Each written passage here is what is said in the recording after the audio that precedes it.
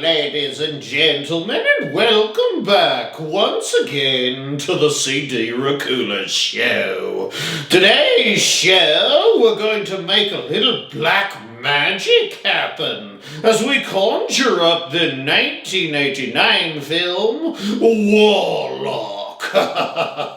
Before we delve into this film, hit that subscribe button so we can give this channel a little more juice, maybe pep it up or whatever.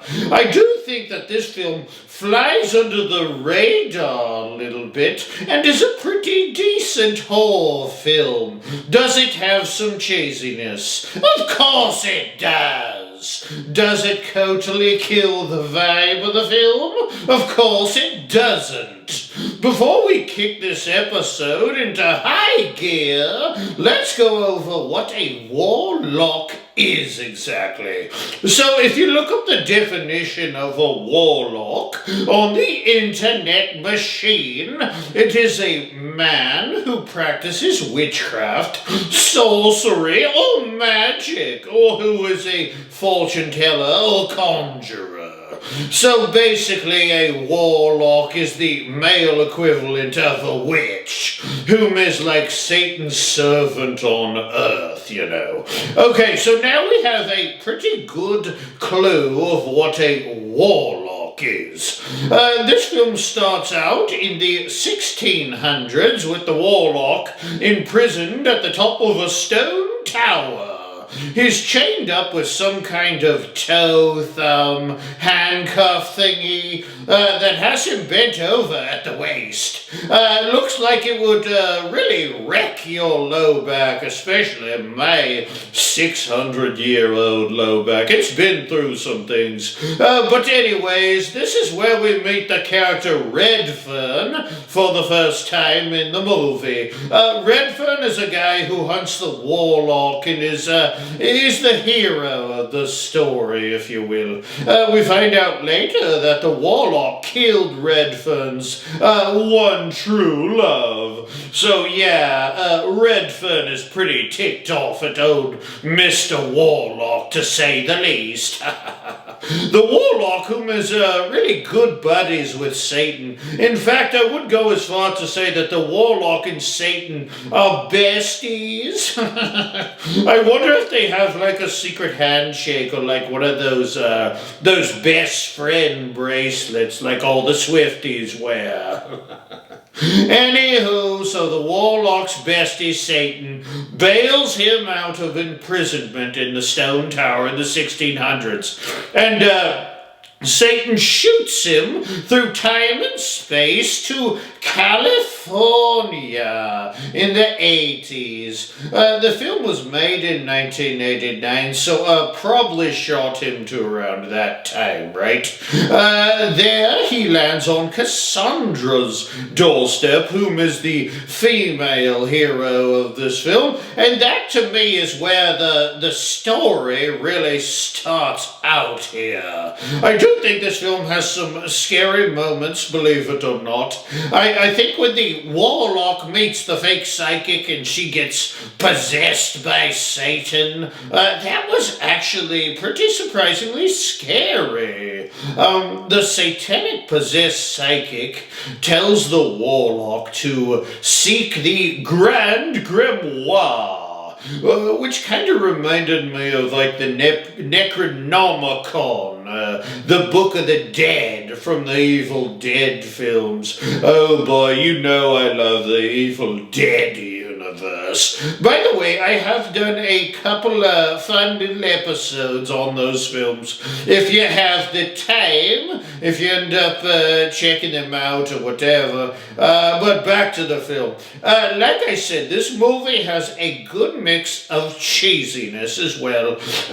Like Cassandra being cursed by the Warlock to age at an accelerated rate. Her aged makeup, oh boy, it just seemed cheesy. And to me, like I've said many times, I don't mind cheesy, not one bit. But that was a little much. Oh, by the way, Cassandra was played by Laurie Singer, whom I will always remember playing in the film Footloose. I feel like sometimes I just have to dance, like Kevin Bacon in Footloose, just to let my feelings out, you know. I'm a great dancer.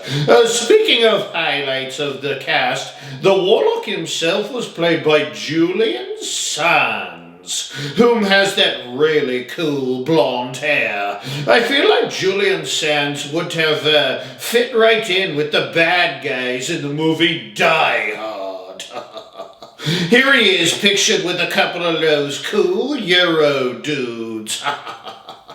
Julian Sands was also in the film Arachnophobia, of which I did an episode of Arachnophobia for you guys to check out as well, but only if you have the time.